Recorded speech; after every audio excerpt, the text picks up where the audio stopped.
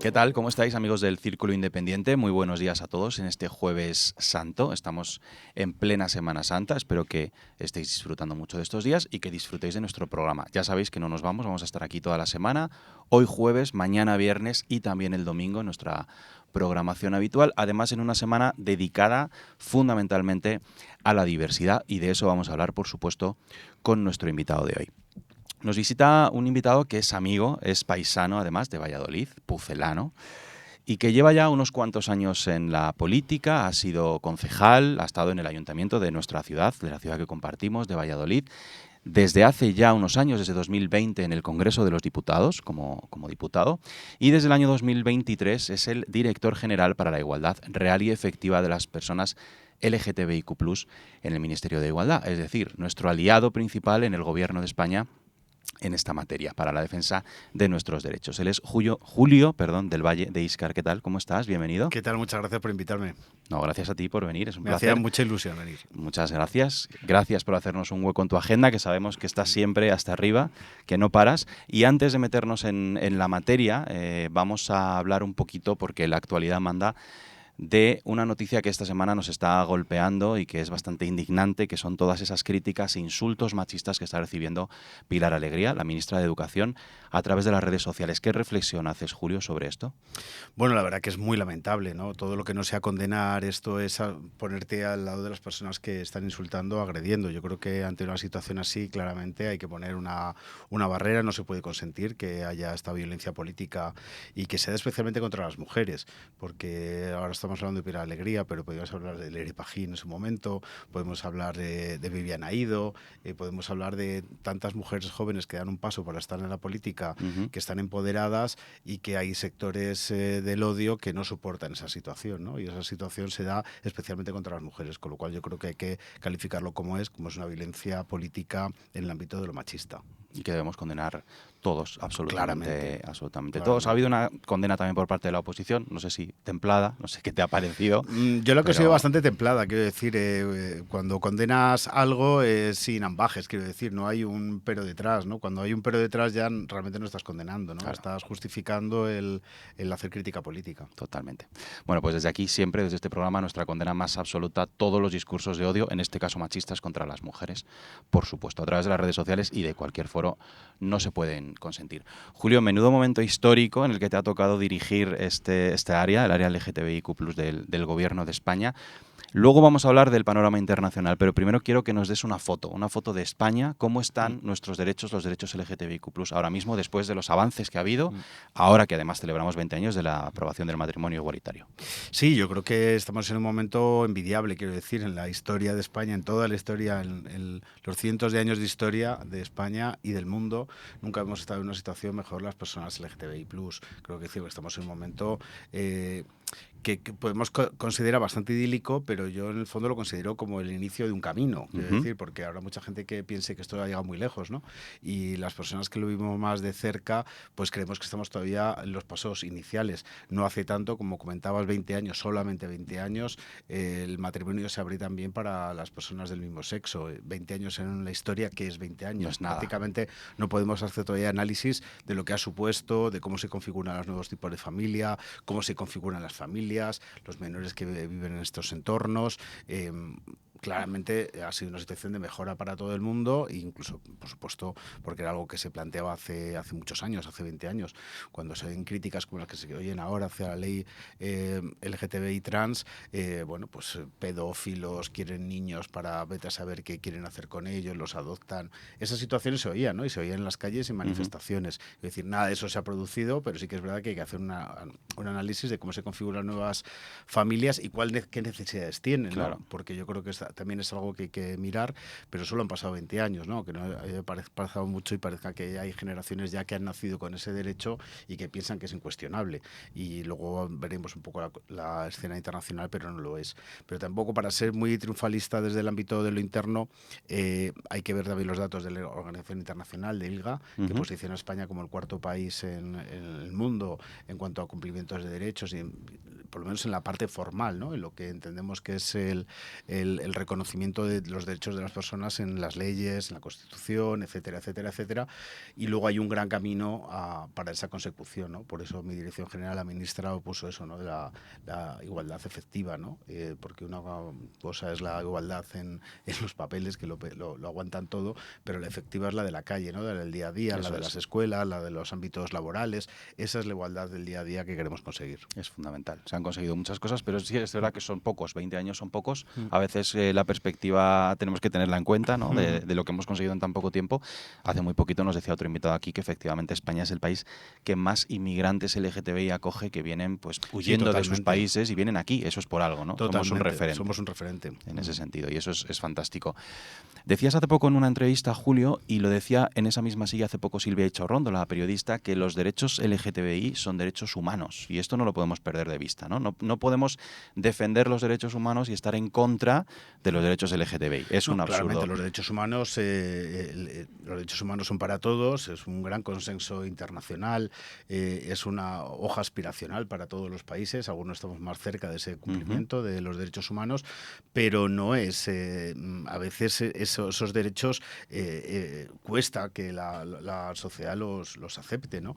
Y la parte LGTBI es igual que el resto de derechos, pero no entendemos que los derechos LGTBI es algo ideológico y en cambio los derechos humanos son neutros, ¿no? Los derechos humanos tampoco son neutros, tienen una ideología detrás, una ideología de progreso, una ideología de que nadie es más que nadie, que tiene que haber una justicia social. Todo eso está implícito en los derechos humanos y por supuesto también en los derechos LGTBI. ¿Y por qué todavía hay una parte de la sociedad y de los políticos, de la clase política, que siguen polarizando esto y utilizando, por ejemplo, los derechos LGTBI o los derechos de las mujeres precisamente como arma arrojadiza, ¿no? Que siguen metiendo ahí la ideología como si fuese... Sí, yo la verdad que no lo entiendo. Entiendo que respondan a una parte de su electorado seguramente o a un modelo muy conservador de cómo tiene que ser esta estructurada la sociedad, o se han posicionado en un punto atrás en nuestra historia, que por cierto estamos celebrando los 50 años de España Libertad, en un pasado idílico que no existía y que ahora intentan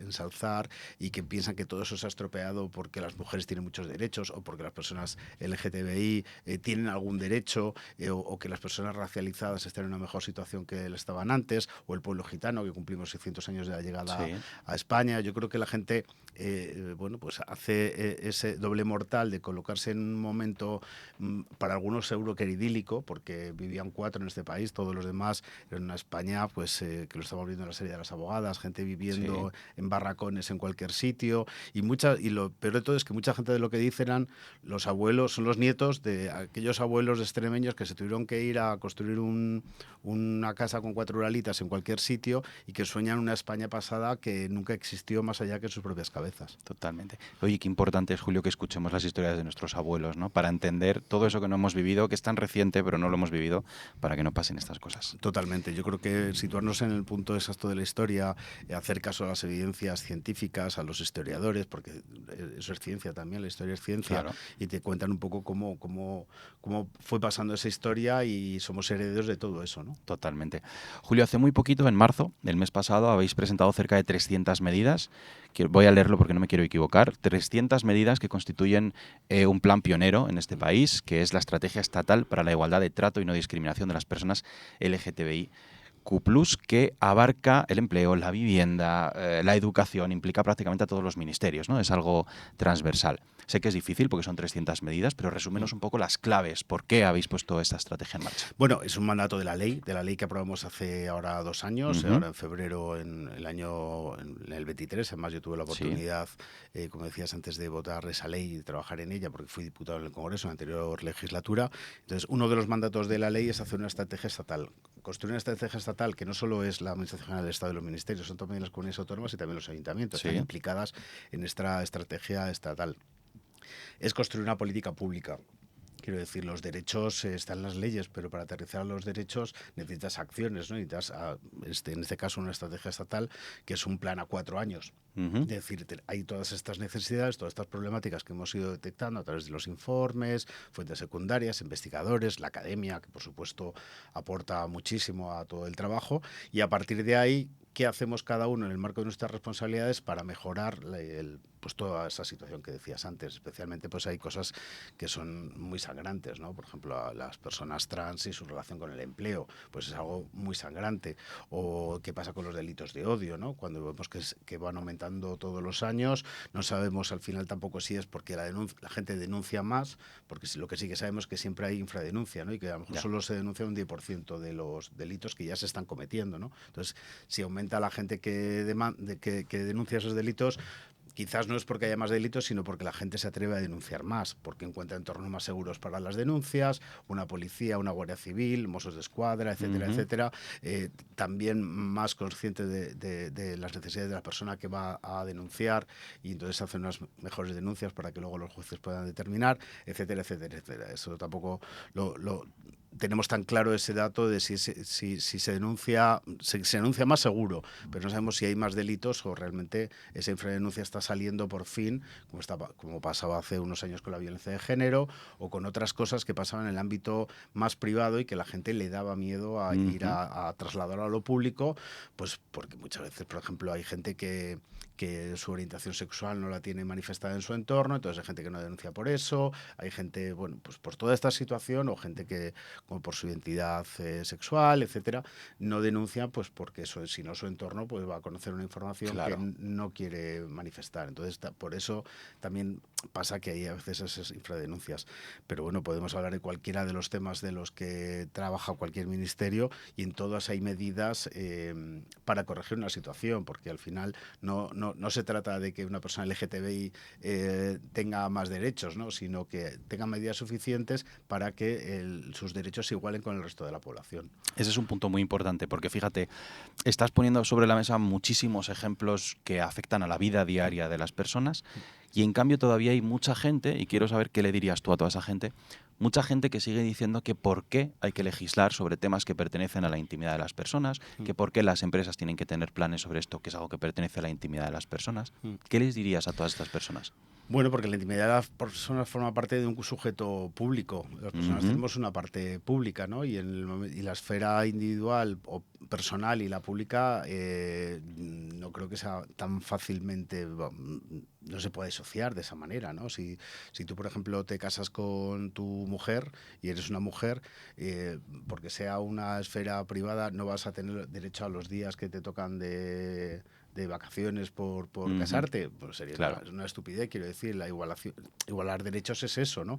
O, por ejemplo, cuando una persona trans, tiene que ir a su endocrino, tiene que ir a una serie de tratamientos, la empresa y el Estado, claro, que está detrás, porque al final es también el sistema público lo que hace que haya días de permiso para que las personas puedan ir a su endocrino, tener sus tratamientos, etcétera, hacer un acompañamiento por parte de la sociedad a una persona que en un momento determinado pues no se identifica con su sexo predeterminado al nacer, ¿no? Quiero decir, todo eso son pequeñas ayudas que das a la gente para que sea más feliz, quiero decir, porque al final ese es un poco el objetivo, ¿no? El objetivo no es destrozar la vida a nadie, quiero decir, sino al contrario. El objetivo es dar una idea de equidad a la persona que está en una situación peor, para que se iguale un poco al resto de la población. Que viva en plena libertad, ¿no? Claro, yo, por ejemplo, hay mucha gente que conozco que para no contar su identidad, orientación, etcétera, cuando se ha casado, pues ha pedido vacaciones y se ha ido de vacaciones. Esto no tiene ningún sentido. Que tú, en tu relación, tú tengas 15 días y otra persona, como es una cuestión individual, pues que no tenga ninguno, ¿no? O cuando tienes a la pareja en el hospital, ¿no? Que o cuando tengas la pareja en el hospital, que es una cosa también muy normal y muy clara de lo que se nos puede dar a todos en el día a día. Hay que tener los días de descanso o los días de cuidado, o etcétera, etcétera, ¿no? O los cuidados de tu hijo, o bueno, pues yo creo que no se trata de ser más, pero tampoco se trata de ser menos. Es un tema de igualdad. De igualdad, efectivamente. Así es. Y hablando precisamente de esto de las empresas, ya son obligatorios esos planes y protocolos LGTBI en las empresas, igual que lo son otras cuestiones como los planes de igualdad desde hace ya tiempo, o en cuanto a otra minoría, por ejemplo, la Ley General de Discapacidad. Es decir, hay obligaciones que tienen las empresas con ciertos grupos de personas o ciertas minorías. Estos planes, por ejemplo, de igualdad o la Ley General de Discapacidad, hay muchas empresas que todavía no lo están cumpliendo. ¿Qué perspectiva tenéis con estos planes, con los planes LGTBI? ¿Cómo están siendo acogidos? Bueno, están siendo acogidos bastante bien, la verdad, porque piensa también que ha sido un acuerdo tripartito, en el cual los empresarios han estado implicados, COE, Sí, CEPIME, UGT, comisiones obreras. Entonces, normalmente cuando se da un gran acuerdo en el diálogo social, es más fácil que todo vaya más rápido, porque cuando eso no se produce sí que es verdad que hay pues situaciones diferentes, ¿no? Pero en este caso, tanto la COE dentro de sus empresas, etcétera, como los trabajadores a través de los delegados, pues están llegando a acuerdos, acuerdos bastante importantes en esta idea, ¿no? También es verdad que las medidas LGTBI que no son un plan, porque no hay un diagnóstico, porque en otras situaciones tú, por ejemplo, puedes decir, oye, ¿cuántas personas con discapacidad hay en una empresa? claro. Yo te digo exactamente cuántas hay, porque tienes que llevar un certificado de que tienes una discapacidad del grado no sé cuál. Entonces, yo sé números, o sé cuántas mujeres puede haber en puestos directivos, o Sí, cuántas cobran las mujeres, cuánto cobran los hombres, cuál es la brecha salarial. Toda esa situación, lógicamente, se da. En el tema LGTB eso no se da porque es un dato privado, quiero decir que no tienes por qué manifestar de manera pública, con lo claro. cual, al no haber un diagnóstico, falta esa parte para ser un plan. Pero bueno, son medidas, y son medidas que tienen que venir bien a todos los trabajadores, no solo a las personas LGTBI. Por ejemplo, el que haya currículum ciego, quiero decir, que valores a la gente por su talento y no tanto por su vestimenta, aspecto, expresión de género, o que tengas un cuerpo no normativo, etcétera. Eso le viene bien a cualquier persona, Por quiero supuesto. decir, porque cuando vas tú a trabajar a una empresa, vas con tu talento, con lo que has estudiado, con tu experiencia, con lo que sabes hacer, y entonces que no sea una barrera todas estas cuestiones que decía antes, y que lo están siendo muchas empresas. Eso es, por ejemplo, un ejemplo concreto de lo que va en ese Real Decreto, ¿no? Y luego, ¿qué pasa también con las carreras profesionales? Es verdad que las carreras profesionales para personas LGTBI están ganantes que con el resto de la población, o unos protocolos de acoso, ¿no? Un protocolo de acoso, lógicamente, esos insultos que no debemos de consentir ni en la Por política, ni en las supuesto. redes sociales, como hablábamos antes, y menos en el día a día en tu trabajo, ¿no? Porque hay cosas que se pueden elegir y cosas que no. Todos tenemos que trabajar para pagar nuestras facturas todos los meses. Entonces tú no es que vayas al trabajo como diciendo qué felicidad más grande del mundo, voy a mi trabajo. Quiero decir que todos vamos a trabajar porque tenemos una compensación económica con el que hacemos Claro. nuestras vidas y pagamos nuestras vacaciones, con lo cual todavía más, porque en ese contexto a la gente pues se la trate y que haya un respeto en el puesto de trabajo, ¿no? De todo eso va el Real Decreto.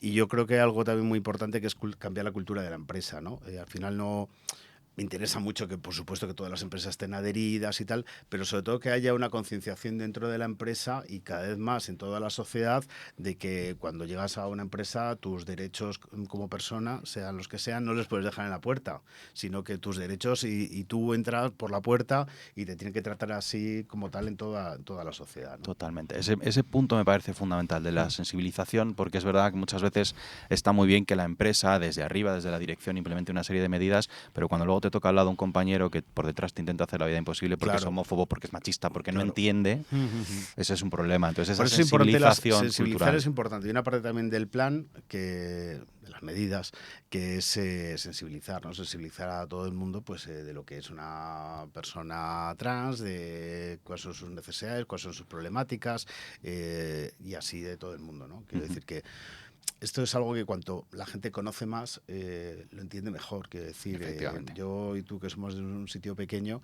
quizás a lo mejor no ves tantas personas trans, ¿no? O no conoces tantas personas trans, igual que tampoco no conoces tantas personas racializadas. Tienes que venir a una gran ciudad para ver más gente más diversa.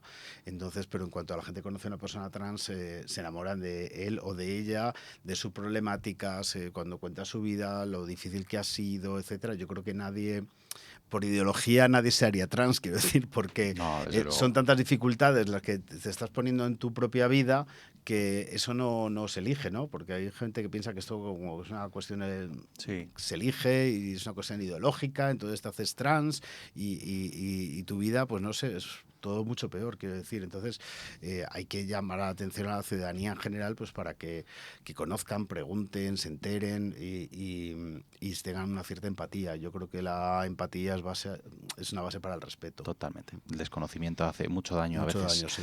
Vamos a hablar ahora de las ciudades un poquito más pequeñas, pero vamos a empezar, por ejemplo, con Madrid, porque es verdad que Madrid es una ciudad a la que viene mucha gente LGTBI, no solo de todo el mundo, sino de otras comunidades, una ciudad en principio donde se vive en más libertad, más abierta, pero es verdad que a nivel político pues se están produciendo ciertos retrocesos en esta materia, retrocesos que tú incluso has calificado como algo que nos aleja de los valores europeos, ¿no?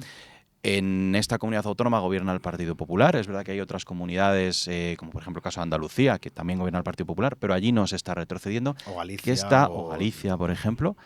¿Qué está pasando en Madrid? ¿Cuáles son, en concreto, por ejemplarizarlo también para la audiencia, algunos ejemplos de esos retrocesos que está viendo y por qué aquí en Madrid está pasando esto? Bueno, como decías antes, ¿no? Aquí Madrid es un lugar donde viene muchísima gente. Madrid, Barcelona, Valencia. El sexilio está ahí, ¿no? El sexilio también está dentro de la ley. Ahora estamos trabajando en un informe ahora mismo sobre temas de sexilio que esperemos que salga a la luz a final de año, ¿no? De todos los movimientos de migración que existen.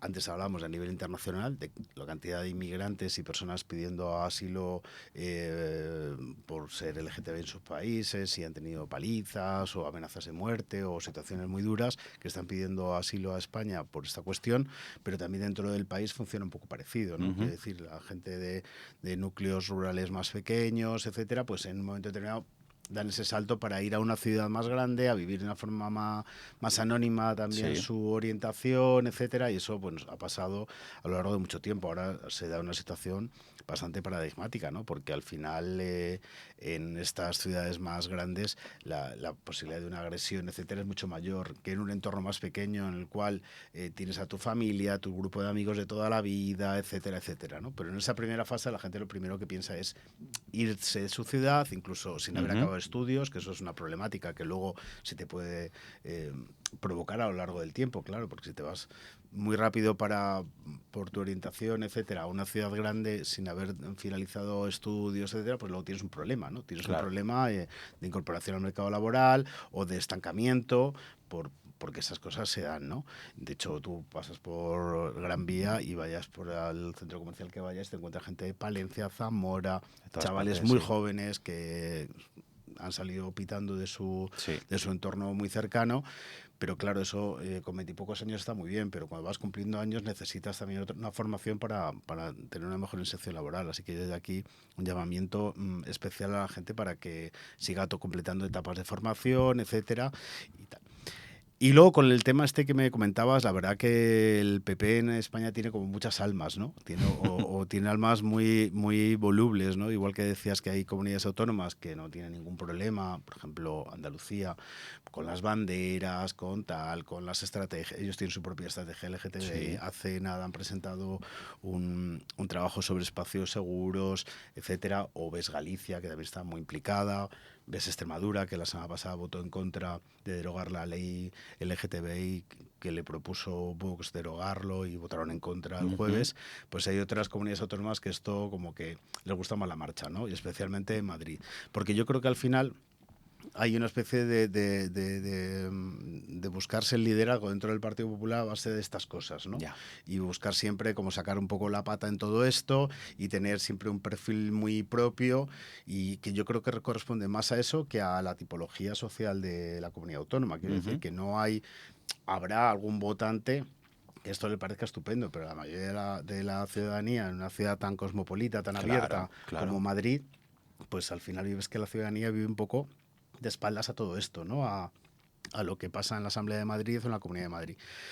Bien, es verdad que la semana pasada el Constitucional ya le pegó un repaso a la señora Ayuso porque frente a lo que ellos califican como algo ideológico, al final lo ideológico es lo de ellos, ¿no? Que están contra la Constitución, ¿no? Las leyes que aprueba la Comunidad de Madrid están contra la Constitución, que es nuestra norma básica de convivencia.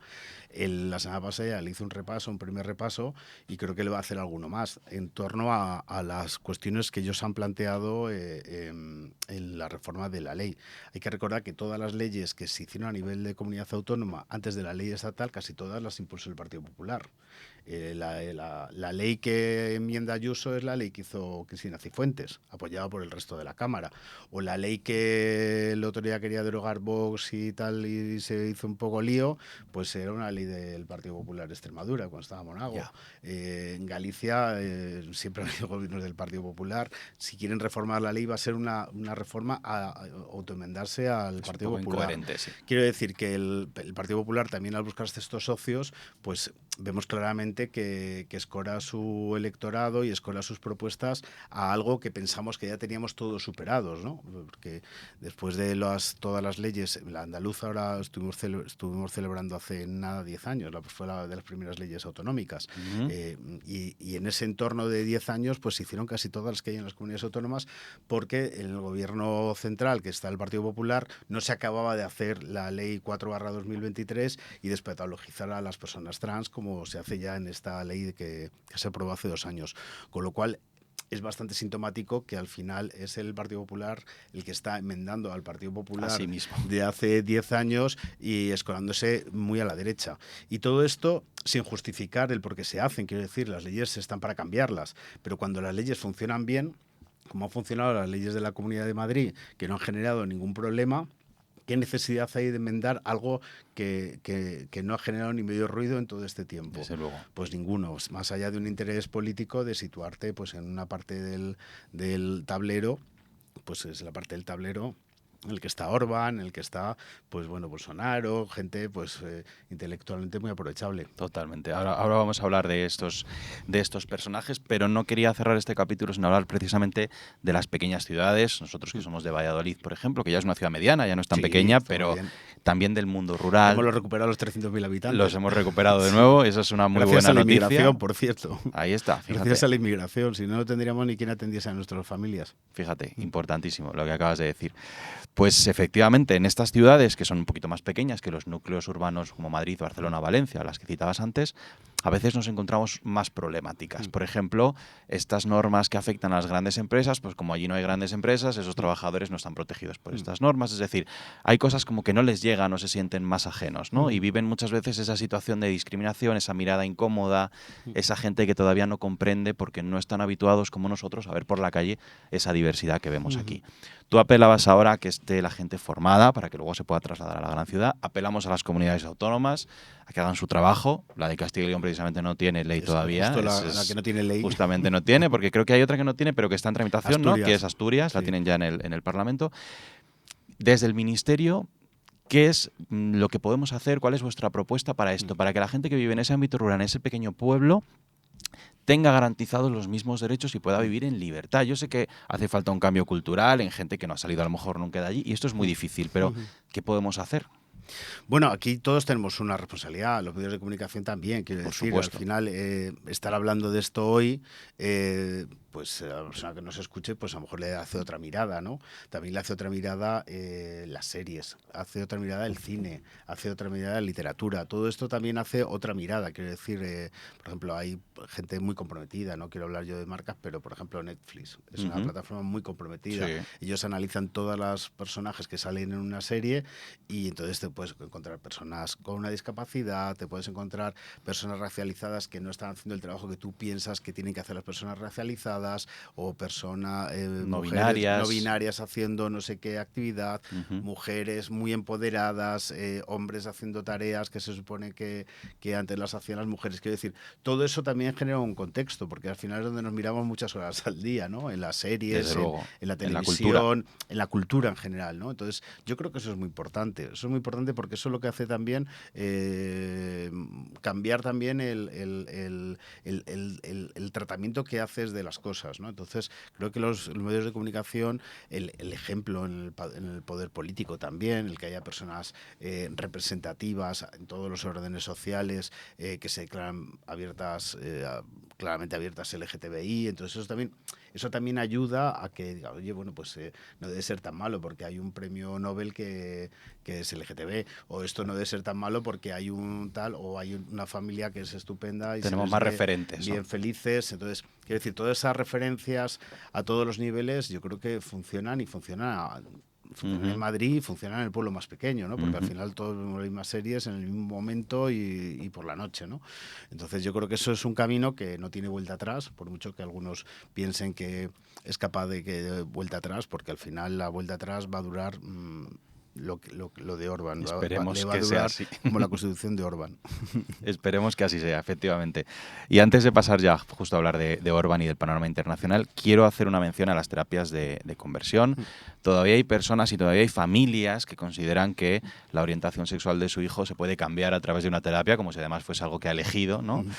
Terapias que hacen mucho daño psicológicamente en muchas ocasiones. Y yo quería preguntarte, Julio, si tenemos en España datos de cuánto está pasando esto y también qué podemos hacer para acabar con esto que es terrible, que parece que nos suena a la Edad Media y que está pasando. Escuchamos testimonios todavía.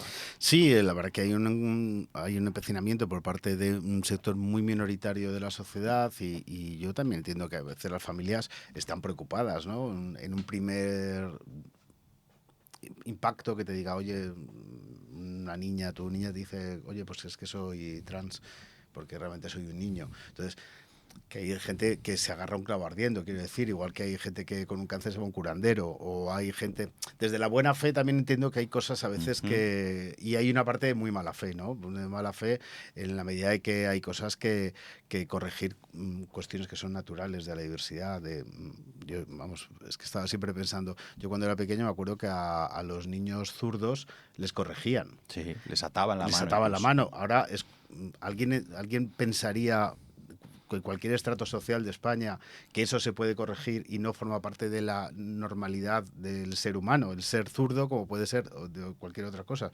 Lo único que hay instrumentos adaptados para las personas que son zurdas, porque como casi todos somos más diestros, pues claro. todo el boli, el tal, todo está construido para las personas diestras, pero los zurdos pueden hacerlo exactamente igual con algunos pequeños cambios en las tijeras o en 4 cosas, pero a nadie se le ocurre pensar en España que ser zurdo es un problema, va contra lo normal y que te vamos a curar. Pues todas las terapias de conversión le pasan 3/4 de lo mismo, ¿no? No se curan, esas situaciones no se curan porque forman parte de la diversidad, no hay nada que curar. Entonces todo eso al final pues nos desemboca en una situación que lo que estamos cambiando es el Código Penal. Vamos a reforzar este tema en el Código Penal porque el destrozo que se hace a las personas es increíble. Totalmente. Es increíble. Cuando hablas con víctimas de terapias de conversión o de aversión, pues hacen un daño para toda la vida, quiero decir, porque al final ese sentimiento de culpabilidad, ese que te dé asco tener una pareja de determinada manera, toda esa historia al final te cala dentro y te cala dentro para toda la vida, que a lo mejor no vuelves a tener una pareja nunca, no vuelves a expresar tus sentimientos, tu afectividad, porque todo eso pues te lo han intentado capar de alguna manera sin conseguirlo, porque no hay nadie, vamos, no se conoce la situación, como diría un amigo mío, oye, ojalá fuese verdad, pero es que eso no, pero es que no es así. Es que no es así y no han funcionado nunca ni van a funcionar, quiero decir, entonces nos encapacionamos en algo, en domar la naturaleza somos las personas, formamos parte de la naturaleza, el ser humano es naturaleza y la naturaleza al final no se puede domar. Totalmente.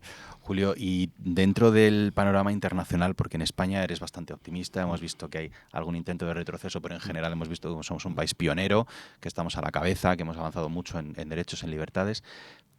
Quiero preguntarte si te da miedo lo que está pasando a nivel internacional, porque fíjate, llevamos mucho tiempo, muchas semanas hablando de Estados Unidos, que sabemos lo que está haciendo Donald Trump con las personas trans especialmente, pero también aquí en Italia tenemos a Meloni gobernando en este país, en Bulgaria ya se ha prohibido hablar de esto en las escuelas, o, noticia de esta semana, Orbán en Hungría acaba de modificar la Constitución para prohibir las manifestaciones de orgullo, pero también que puedan adoptar las personas del mismo género, sí, es decir, algo que, una auténtica barbaridad. Como ¿no? muy superado, sí. ¿Te da miedo lo que está pasando a nivel internacional?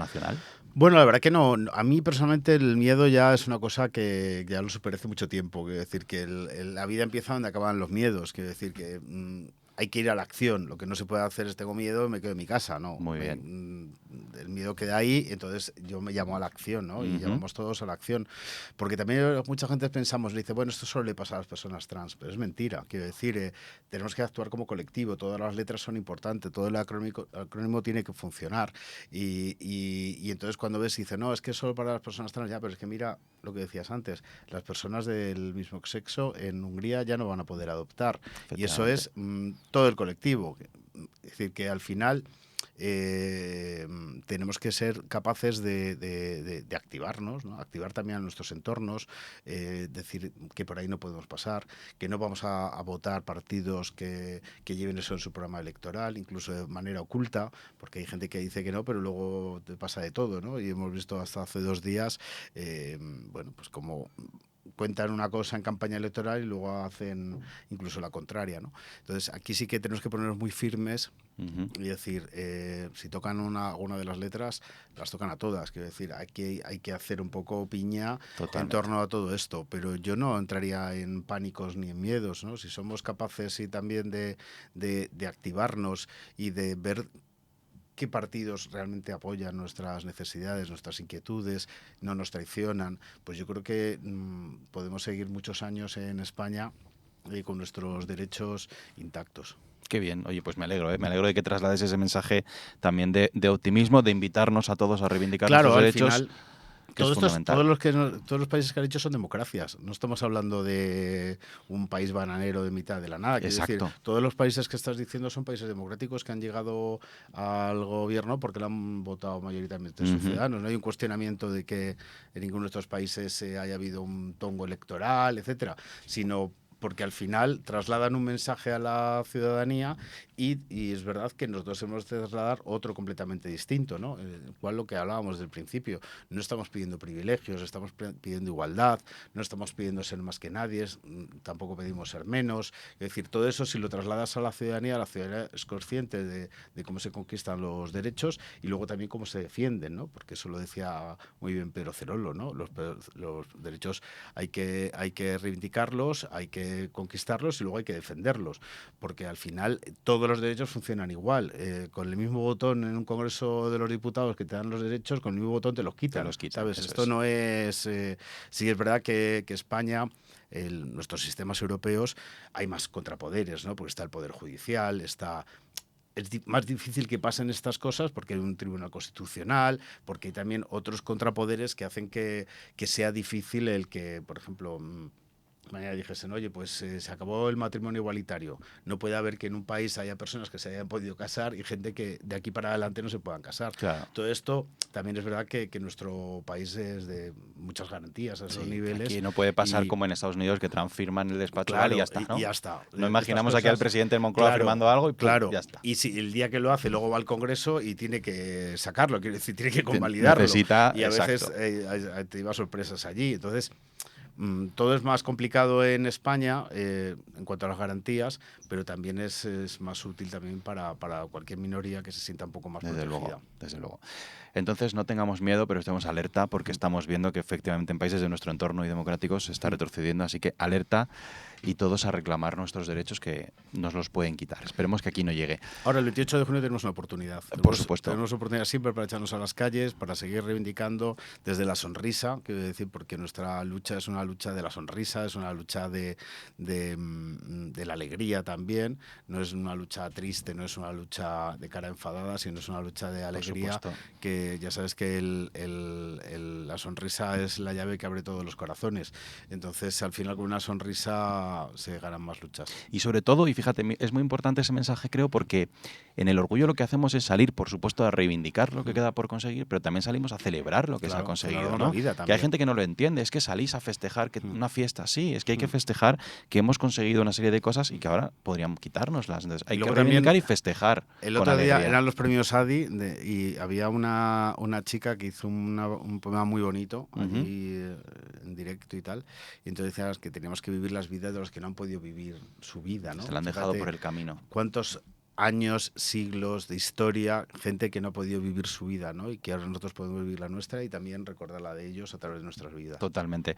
Eso me da pie a la última pregunta, Julio, antes de darte un minuto de oro, que te voy a dar un minuto de oro, como político que eres además a tu cámara. Pero antes, fíjate, hay muchos que piensan que como en España, por ejemplo, la Constitución dice que ya somos todos iguales ante la ley, además las personas LGTBI se pueden casar, ya está todo conseguido, ¿no? Lo que nos has estado contando desde el principio, todo el trabajo que estés haciendo en el Ministerio es una muestra de que no está todo conseguido, de que hay que seguir avanzando. A veces todavía nos siguen insultando, nos siguen pegando, nos siguen matando a veces. Entonces todavía quedan cosas por conseguir. Todavía hay familias que no entienden que su hijo, por ejemplo, sea una persona LGTBI. ¿Cuál es el mayor reto? ¿Qué es lo que nos queda por conseguir? Bueno, pues ese es un gran reto. Eso traducido luego en acción política es un gran reto, la verdad. Pero yo, igual que decía antes que no creo mucho en el miedo, sino creo en la capacidad de acción y de reacción también, también creo en que a veces no somos conscientes del tiempo que nos toca vivir y de que 20 años no es nada, que febril tu mirada, como diría aquel, y entonces estamos como iniciando en un camino, no estamos ni a la mitad, quiero decir, estamos iniciando un camino, un camino de entendimiento social, de que la sociedad también... es que yo, como ya tengo una edad, bueno, tengo bastantes años, yo he vivido orgullos del año 97, 98, que no cortaban en la calle Alcalá, cortaban 2 carriles de la calle Alcalá, a veces yo creo que los primeros ni uno, vamos, quiero decir que todo eso ha evolucionado en nuestra sociedad. Entonces, a veces sí que miras hacia adelante y dices, ¿cuánto nos queda por hacer? Pero cuando miras hacia atrás dices, oye, pues este camino no ha estado mal recorrido, ¿no? Entonces, de vez en cuando hay que echar una mirada atrás también para llenarnos un poco del orgullo Por supuesto. de que Ese es el orgullo. de que hemos hecho mucho, pero que nos queda mucho por hacer, pero que el camino andado está ahí, ¿no? Por supuesto que sí.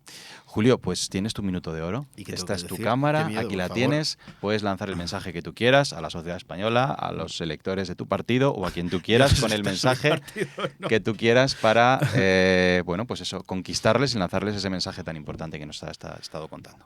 Bueno, pues muchísimas gracias por invitarme al Círculo Independiente, verdad que es un placer venir y tener esta oportunidad también para lanzar una idea, ¿no? La idea de que queremos una sociedad próspera, de que queremos una sociedad diversa, que los derechos de las personas LGTBI no son incompatibles con ningún otro derecho, los derechos no compiten entre sí, los derechos de las feministas no compiten con el derecho de las personas LGTBI ni con el de las personas racializadas, todos tenemos nuestra agenda que tenemos que cumplir y en la medida que se cumpla cada una de nuestras agendas, las demás agendas también se cumplen.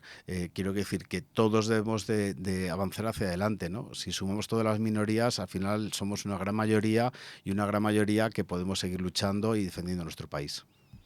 Fantástico. Julio del Valle de Íscar, pues muchísimas gracias. Ha sido un placer tenerte aquí. Gracias por ese trabajo que haces, que eres ese faro en el gobierno para defender los derechos de todos, porque son los derechos de todos. Así que muchísimas gracias, de verdad. Muy bien, gracias.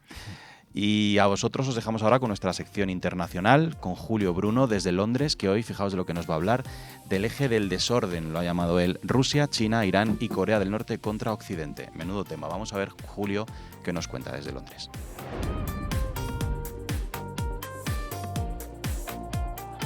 Esta semana digo, ¿qué voy a hablar de las 1000 cosas que están pasando en el mundo, pero que, si es posible, no tenga un contacto directo con el señor Trump y su telenovela americana con Elon Musk y compañía?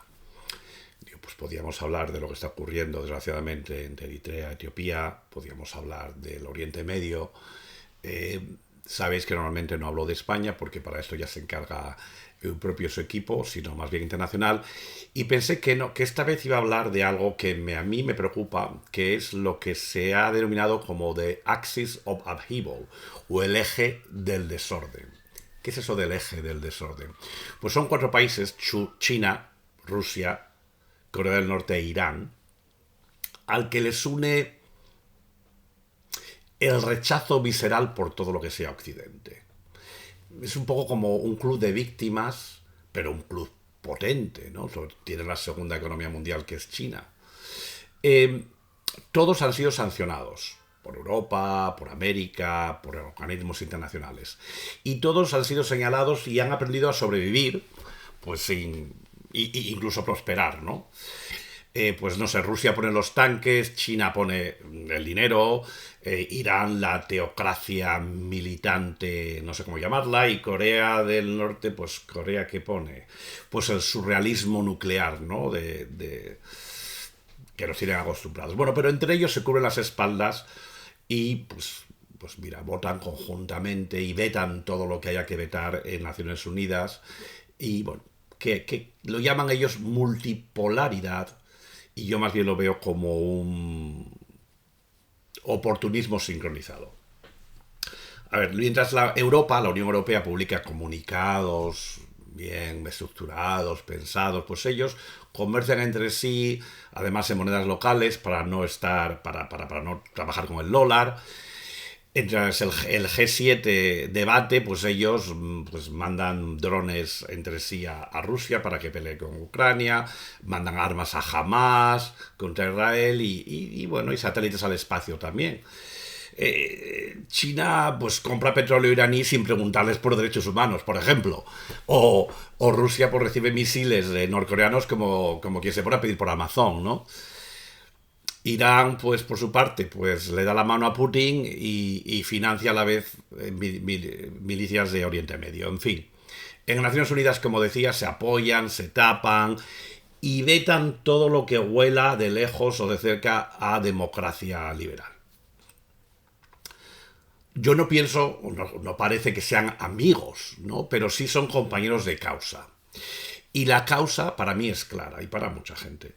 Debilitar el orden que Occidente construyó tras la Segunda Guerra Mundial, de acuerdo que tiene muchísimos fallos, pero creo que sigue siendo, o estoy convencido que sigue siendo un orden bastante mejor que lo que ellos proponen, ¿no? Porque, a ver, el eje del desorden no tiene ni una ideología coherente, ni siquiera conjunta. Les basta un poco con el resentimiento, ¿no? Con el cinismo, con esa narrativa eficaz de que yo soy la víctima, que Occidente impone y que nosotros pues resistimos, somos la resistencia. Y muchos países, en África, en Asia, en América Latina, o Hispanoamérica, les creen. Porque seamos honestos, tampoco es que Occidente... Bueno, hemos predicado mucho y cumplido poco. Con lo cual tiene ahí un caldo de cultivo de que la gente les escucha. Y hemos visto ayer y hoy China pues de visita con Vietnam, en el sureste asiático, diciendo, oye, que mientras Estados Unidos están poniendo tarifa, nosotros vamos a negociar con vosotros. El presidente español, Pedro Sánchez, ha estado en China también. Lógicamente es el momento de este eje y sobre todo de China en el centro para tomar poder y posición global. Pero cuidado. Porque lo que proponen no es ni justicia global ni es equilibrio mundial. Es control, es vigilancia. Véase cómo está el pueblo chino vigilado en todo. Y es el poder perpetuo, ¿no? Las leyes que tienen que, bueno, no son democracias, son autocracias, dictaduras, las 4. Y bueno, pues si en el siglo XXI pues va a ser una lucha entre sistemas. Y yo creo que más vale que nosotros nos despertemos de esta siesta geopolítica que estamos teniendo, porque aquí hay un sistema que está creciendo y nos está dejando un poco atrás. Nosotros hablamos de Trump y ellos siguen escribiendo el capítulo siguiente. Y en esto os digo, queridos amigos del Círculo Independiente, estad ojo a visor, que mientras por aquí vemos esto, que es importante por supuesto, nos distraen con esto. ¿Y dónde queremos estar nosotros? Yo abogo por los valores occidentales de los que me he criado, que a pesar de todos los fallos, que sí, de acuerdo, cuando quiera lo escuchamos, lo que hemos hecho, son los valores que han traído más prosperidad y más estabilidad al mundo. Con todos los defectos, con lagunas terribles que hemos dejado, con agujeros negros, pero aún así, yo estoy por nuestros valores. ¿Y tú? Muchas gracias y buena suerte.